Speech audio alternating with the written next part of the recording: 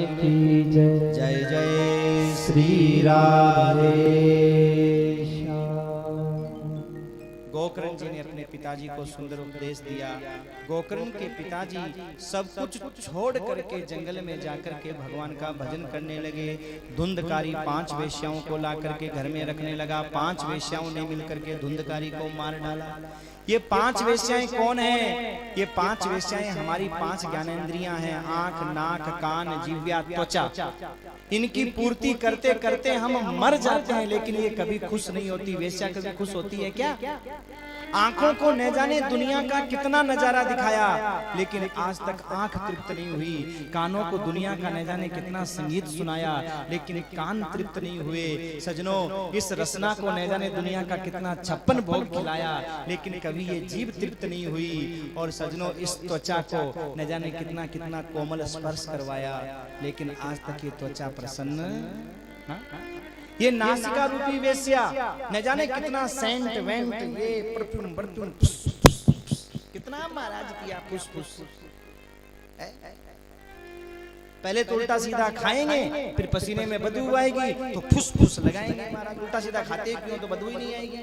जैसा खाते हो वैसा पसीना आता है।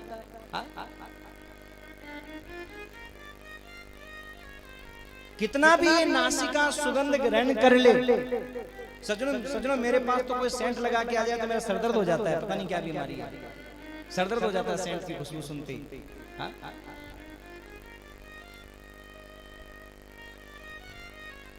लेकिन नासिका आज तक तृप्त नहीं हुई, और इनकी तृप्ति करते करते हम मर जाते हैं, लेकिन ये कभी खुश नहीं होती। और वही व्यक्ति धुंधकारी है जो इनकी तृप्ति में लगा हुआ है। और महाराज तृप्ति करते करते मर गया, तो उसे मरने के बाद में प्रेत बनना पड़ेगा। धुंधकारी प्रेत बन करके घर में भटकने लगा। एक दिन गोकर्ण जी महाराज आए। गोकर्ण जी महाराज ने आकर के और जैसे ही विश्राम किया, तो रात्रि के समय धुंधकारी नाना प्रकार का भेड़ा, बकरा, भैंसा बन करके दिखाई देने लगा। और जब दिखाई देने लगा तो घबरा गए महाराज। कौन? गोकर्ण जी नहीं।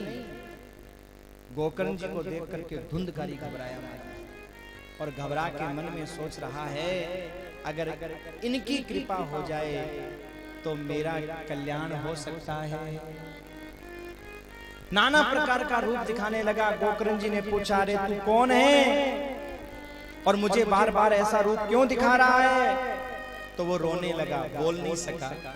सजनों, हर प्रेत में बोलने की ताकत नहीं होती, हर प्रेत में दिखने की ताकत नहीं होती, हर प्रेत में कुछ करने की ताकत नहीं होती। किसी में दिखने की ताकत होती है, किसी में बोलने की ताकत होती है, किसी में कुछ करने की ताकत होती है।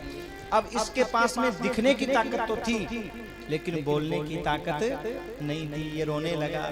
गोकर्ण जी ने हाथ में जल लेकर के गायत्री मंत्र से अभिमंत्रित किया और जल को छोड़ दिया। सजनों, गायत्री मंत्र में बड़ी ताकत है, लेकिन आज के समय में गायत्री मंत्र का बड़ा दुरुपयोग होता है महाराज।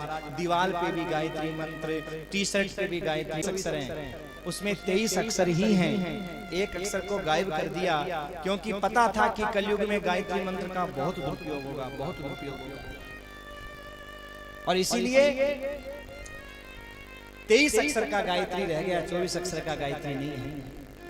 हाथ में जल लेकर के और गायत्री मंत्र से अभिमंत्रित करके जैसे ही उस प्रेत के ऊपर छोड़ा, छोड़ते ही उसमें बोलने की ताकत आ गई, और वो हाथ जोड़ के बोल